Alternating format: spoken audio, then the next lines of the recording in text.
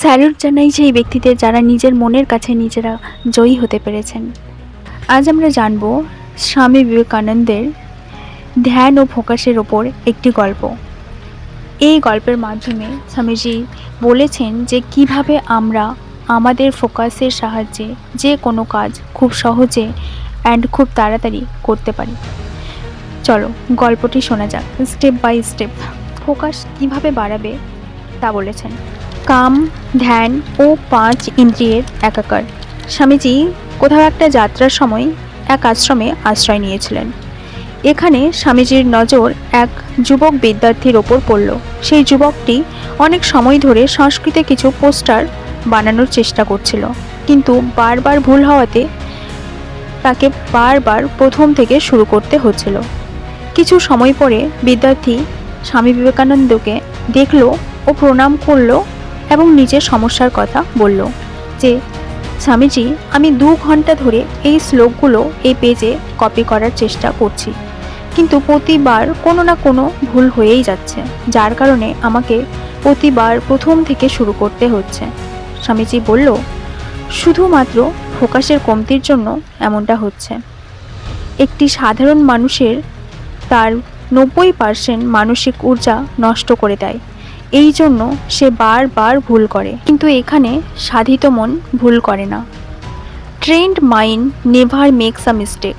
স্বামীজি বলল, তুমি লেখার সময় অবশ্যই অন্য কোনো ব্যক্তি বা কোনো ঘটনার কথা ভাবছো।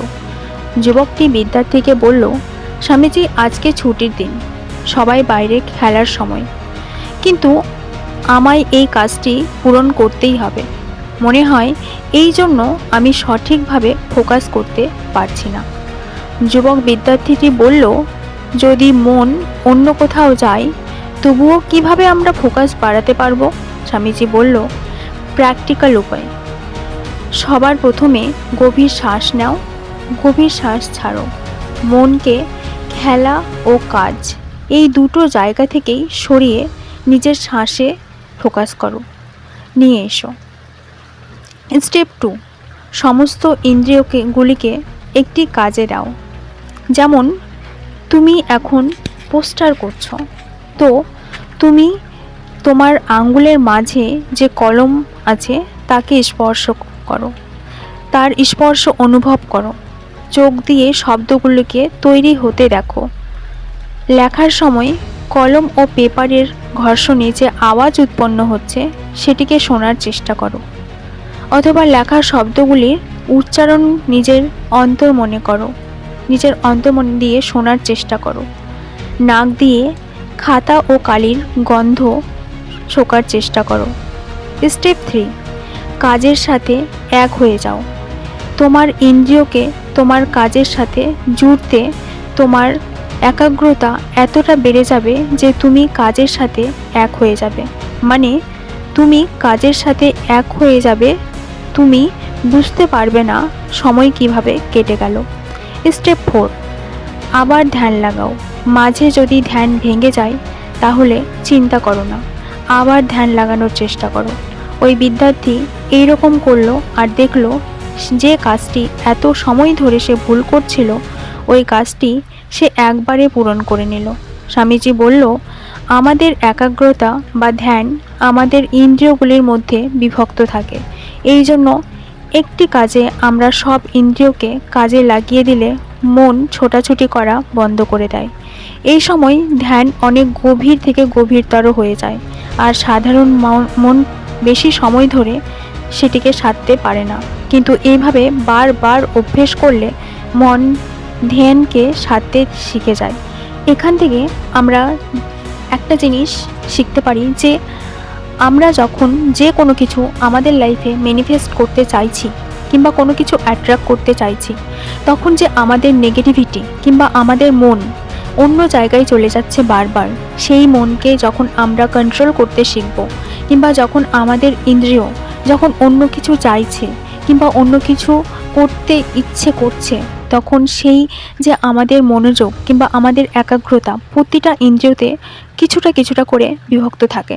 যখন আমরা আমাদের যে 5 ইন্দ্রিয় আছে সেই প্রতিটা ইন্দ্রিয়র যে কাজ আছে, সেই আমরা যখন কোনো একটা কাজ করব, লাইক যখন আমরা ম্যানিফেস্টেশনের জন্য কোনো কিছু ভিজুয়ালাইজেশন করার চেষ্টা করছি, তখন কিন্তু যখন আমরা ভিজুয়ালাইজ করব, তখন যে জিনিসটা আমরা চাইছি, লাইক কোনো জব চাইছি, তো সেই জবটাকে পুরো ছবির মতো যাতে আমরা দেখতে পারি, ফিল করতে পারি, তারপরে আমরা যাতে অনুভব করতে পারি কি গন্ধ থেকে পুরো কিছু, মানে আমরা আমাদের যে 5 ইন্দ্রিয় আছে সেই 5 ইন্দ্রিয় দিয়ে যখন আমরা ফিল করব, তখন হতেই পারে না যে সেই জিনিসটা আমাদের কাছে আসবে না। এই নিয়ে একটা একই রকমভাবে ইটালিয়ান ইকোনমিস্ট উইলফ্রেডো ফ্যারাডো একটি রিসার্চ করেছিলেন, এবং সেই রিসার্চে তিনি লক্ষ্য করেছেন যে আমাদের পৃথিবীতে যত জমি আছে তার মাত্র 20% লোকের কাছে সেই জমিগুলো আছে, বাদবাকি কিন্তু নেই।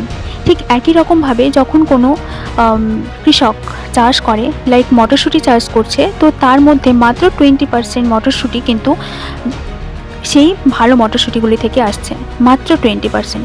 ঠিক একই রকমভাবে যখন আমরা কোনো কিছু কাজ করছি, মাত্র সেই কাজের যে প্রফিট সেটা মাত্র 20% হার্ডওয়ার্ক থেকে বা স্মার্ট ওয়ার্ক থেকে আসছে। ঠিক একই রকমভাবে যখন কোনো বিজনেস কিংবা যে কোনো ঠিক ঠিক একই রকমভাবে যে কোনো বিজনেস সাকসেসফুল হয় মাত্র 20% ওয়ার্ক থেকে। ঠিক একই রকমভাবে যখন আমরা কোনো এক্সাম দিই, তখন কিন্তু আমরা জানি যে এই 20% থেকেই কিন্তু এক্সামে কোশ্চেন আসবে। ঠিক একই রকমভাবেই কিন্তু আমরা জানি যে আমাদের লাইফে যতগুলো রিলেশনশিপ আছে, যতগুলো ফ্রেন্ড সার্কেল আছে, তার মাত্র 20% রিলেশনশিপ কিন্তু আমাদের হ্যাপিনেস দেয়। সো আমাদের লাইফে এই একটাই জিনিস অ্যাপ্লিকেবল হয় যে আমরা যা কিছু করি, যে কোনো কাজ করি, যে কোনো এনিথিং করি, আমরা যে কোনো কিছু ম্যানিফেস্ট করার চেষ্টা করি, তো সেখানে মাত্র আমরা 20% দিই। 80% শুধুমাত্র আমরা ব্যস্ততার জন্য, লাইক আমরা নিজেদের বিজি করতে ভালোবাসি, সেই সময় কিন্তু আমরা 80% এফোর্ট দিই। আমাদের আরেকটা রিজন যেটা, সেটা আমাদের যে ফোকাস সেটা অন্য জায়গায় বিভক্ত থাকে। আমরা আমাদের নিজের যে 100-এর মধ্যে 80% সেটা কিন্তু আমরা ঠিকঠাকভাবে ঠিক রকমভাবে দিতে পারি না, যার জন্য আমাদের ওই 80% ওয়ার্ক 20%-এর বদলে ওই 80% ওয়ার্ক কিন্তু আমাদের করতে হয়। সো আজকে থেকে নিজের মনকে, নিজের ইন্দ্রিয়কে, যে তোমার যে একাগ্রতা, তোমার যে 5টি ইন্দ্রিয়ের মধ্যে বিভক্ত আছে, সেগুলোকে একাগ্র করো এবং নিজের যেটা ম্যানিফেস্ট করতে চাও কিংবা যেটা তোমার ড্রিম, শুধুমাত্র সেখানে ফোকাস দাও। তারপরে দেখো তুমি কত তাড়াতাড়ি তোমার ড্রিম লাইফ কিংবা তুমি যে তোমার গোলসে পৌঁছে গেছো।